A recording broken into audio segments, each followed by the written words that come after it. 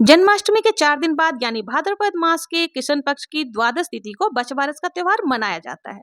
ये व्रत कार्तिक माह, वैशाख और सावन माह के कृष्ण पक्ष की द्वादशी को मनाया जाता है।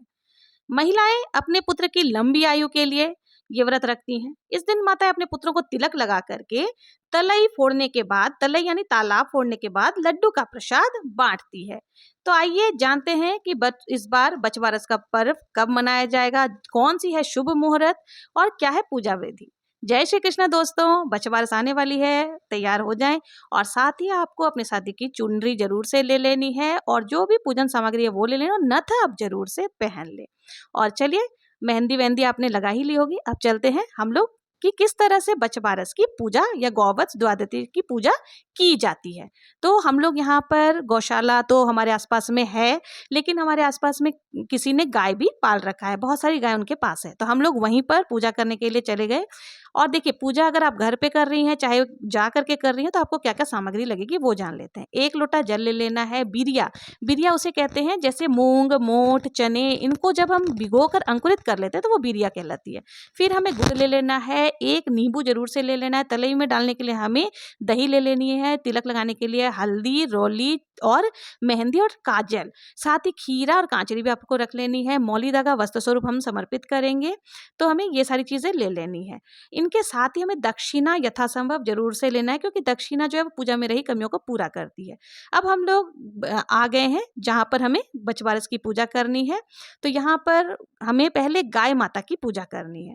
तो गाय माता को हम पहले हल्दी, रोली, तिलक लगाएंगे, मेहंदी आदि सब कुछ समर्पित करेंगे। मेहंदी देखिए पैरों में उनके लगाना चाहिए। तो यहाँ हमने गाय माता की पहले पूजा करें, फिर हम बछड़े की भी सेम प्रोसेस से ही पूजा करेंगे।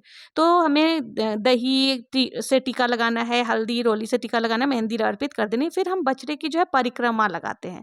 तो परिक्रमा आप 3, 5, 7 जितनी भी लगा सकते हैं। परिक्रमा लगाते हुए आप अपने जो शिशु है, अपने बच्चे की लंबी आयु की कामना जरूर से करें। अब हमें एक तलई बनाना है, तलई यानी कि तालाब बनाना है। तालाब में हम जो भी हमने बिरिया लिया था, बाजरा, गुड़ आदि सभी, उससे तालाब हमें बना लेने। तालाब में हमें दही थोड़ा सा पानी के साथ घोल करके और दूध डाल करके हमें तालाब बना लेना है। फिर हमें कथा सुननी है और तालाब के पास ही हम बैठ करके कथा सुनेंगे। कथा सुनने के लिए भी हमें हाथ में बिरिया ले लेना है, जो बाजरा, मूंग, मोठ हमने भिगो कर रखा था, उसको हाथ में लेकर के ही हमें कथा सुननी है। कथा आप इसमें 1, 2, 3, 4 कथा जरूर से सुन ले। और कथा अगर आपको सुननी है तो मेरे चैनल पर आपको मिल जाएंगे, वहां से आप कथा सुन सकते हैं। अगर यहाँ पे मैं कथा सुनाऊंगी तो ये वीडियो काफी लंबा हो जाएगा, तो कथा आप मेरे चैनल पर जाकर के देख सकते हैं। मैं प्लेलिस्ट में कथा डाल दूंगी, तो आप वहां से जाकर के देख सकते हैं। तो कथा हम सुन लेंगे। कथा सुनने के पश्चात हमें गणेश जी की भी कथा जरूर से सुननी है। सारे हम पहले बछबारस की कथा सुन लेंगे, उसके बाद गणेश जी की कथा जरूर से सुनेंगे। उसके बाद जो तलई में हमने सारी सामग्री डाली थी, जिससे हमने कथा सुनी है, उसको भी हमें इसी तलई के अंदर डाल देना है। उसके बाद जब तलई में से पानी बाहर आने लग जाए, तो फिर हम उसमें से हटा करके, जो तिलक भी सभी एक दूसरे को, औरतें जितनी हैं सबको तिलक भी जरूर से लगा लेनी है। और उसमें से फिर जब पानी बाहर आने लग जाए, तो फिर अपने बच्चों का नाम लेकर के उन्हें जो है लड्डू, बेसन के लड्डू होते हैं, जितने आपके लड़के हैं उतना लड्डू लेना होता है, वो हम उनको बाद में प्रसाद के रूप में खिला देते हैं। देखिए, आजकल तो बच्चे स्कूल चले जाते हैं, घर पर रहते नहीं तो पहले बच्चों को साथ ले जा करके ही बछबारस की पूजा की जाती थी। गाय और बछड़े की एक साथ पूजा करना बहुत ही शुभ माना जाता है। हिंदू धार्मिक मान्यताओं के अनुसार गौ माता में समस्त तीर्थ और देवी देवताओं का वास माना गया है, इसलिए गौ माता के निमित्त बछबारस का व्रत करना बहुत ही शुभ माना जाता है। अब आइए जान लेते हैं कि बछबारस का शुभ मुहूर्त कब है। हिंदू पंचांग के अनुसार भाद्रपद माह के कृष्ण पक्ष की द्वादशी तिथि की शुरुआत गुरुवार 29 अगस्त को रात्रि 1:37 पर होगी, जिसका समापन शुक्रवार 30 अगस्त को रात्रि 2:25 पर होने जा रहा है। तो द्वादशी तिथि का सूर्योदय 30 अगस्त को होगा, इसलिए यह व्रत 30 अगस्त को ही रखा जाएगा। तो 30 अगस्त को आप ये व्रत कर सकते हैं। देखिए, बछबारस के दिन जल्दी उठ करके आपको स्नान आदि से निवृत्त हो जाना है। इसके बाद विधि विधान पूर्वक गौ माता का और बछड़े की पूजा हमें करनी है। इस दिन अगर आप बाहर जाकर के पूजा नहीं कर सकते, आपके आसपास गौ माता नहीं है, तो आप क्या करें कि घर में ही मिट्टी से गौ माता और बछड़े का निर्माण कर ले। और या फिर अगर आपके पास कोई मूर्ति बनी हुई है गौ माता और बछड़े की, तो उनकी भी आप पूजा कर सकते हैं।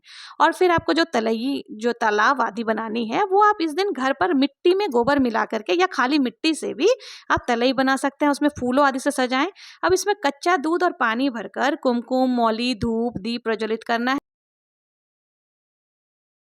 इसके बाद बचबारस व्रत की कथा सुननी है। तो इसी के साथ में इस दिन गाय माता को रोली, टीका आदि लगाना चाहिए। तो आप मूर्ति पर ही टीका आदि लगा सकते हैं और हरा चारा आपको खिलाना होता है। तो अगर आपके आसपास गाय माता आ जाती है, बाद में भी आप उस समय हरा चारा निकाल कर रख ले, बाद में आप गाय माता को खिला सकते हैं। अगर नहीं खिला सकते तो आप किसी भी गौशाला में जाकर के दे सकते हैं। तो या फिर उनके नाम से दक्षिणा निकाल लें और दक्षिणा ही आप जाकर के किसी भी गौशाला में बाद में जब कभी टाइम मिले तो दे दें, ताकि अब आइए जान लेते हैं कि बछवारस के दिन हमें क्या खाना चाहिए क्या नहीं। क्योंकि इस दिन गाय माता और बछड़े की पूजा की जाती है, तो इसलिए इस दिन व्रत रखने वाली महिलाएं जो है वो गाय के दूध, दही आदि का सेवन नहीं करेंगी। गेहूं और चावल भी इस व्रत में नहीं खाते हैं। इसके अलावा बाजरे की ठंडी रोटी खा सकती हैं, कड़ी खा सकती हैं, बेसन से बने हुए कोई भी मिठाई खा सकती हैं और भैंस के दूध से बनी हुई चाय, पानी आदि आप पी सकते हैं और मोठ, बाजरा आदि खा सकते हैं। इस दिन हमें क्या नहीं करना चाहिए? तो देखिए, मान्यता के मुताबिक बछवारस के दिन चाकू का प्रयोग नहीं करना चाहिए और ना ही हमें काटे गए कोई भी खाद्य पदार्थ का सेवन किया जाता है। इस दिन आपको काट पीट नहीं करनी है। इस व्रत में द्विदलीय अन्न का प्रयोग किया जाता है, इसलिए इस दिन गाय का दूध, दही, गेहूं, चावल आदि खाना निषेध कहा गया है। तो अब आपको पता चली गया होगा कि इस व्रत में क्या खाते हैं क्या नहीं खाते हैं। अब देखिए, इस तरह से हमारी जो बछवारस की पूजा है वो पूर्ण हो जाती है। अब हमें क्या करना है, बड़े बुजुर्ग का आशीर्वाद इस दिन आप जरूर से लेंगे। हो सके तो उनके हाथ में बायना रख करके ही आपको उनका आशीर्वाद लेना है, खाली हाथ से आशीर्वाद नहीं लेना चाहिए। देखिए, बायना के लिए आप जो मूंग मोठ हमने भिगोए थे वो आपको ले लेना, बीरिया ले लेना है, साथ ही ब्लाउज पीस, साड़ी साया जो भी आपके समर्थ के अनुसार, और दक्षिणा ले करके उनको अपनी सासू माँ को पैर छू करके आपको देना है और फिर आशीर्वाद लेना है। तो इस तरह से जो हमारी बछवारस की पूजन है वो पूर्ण हो जाती है। तो आपको समझ में आ ही गया होगा कि बछवारस की पूजा अगर आप गौशाला में या गाय के पास जाके कर रहे हैं तो किस प्रकार करनी है और घर पर पूजा किस प्रकार से करनी है। दोनों ही विधि मैंने यहाँ पे शेयर कर दी है और आप लोगों को समझ में आ ही गया होगा इस दिन क्या खाते हैं क्या नहीं खाते हैं और इस पूजा का क्या महत्व है। अगर आपको मेरा ये वीडियो जरा भी पसंद आया हो, जरा भी हेल्पफुल लगा हो, तो प्लीज मेरे चैनल को लाइक, शेयर, सब्सक्राइब करना ना भूलें। और हम औरतें घर में तीज त्योहार किस प्रकार से करती हैं वो अगर आपको जानना है तो मेरे चैनल पर बने रहें। मिलते हैं नेक्स्ट वीडियो के साथ, तब तक के लिए जय श्री कृष्ण।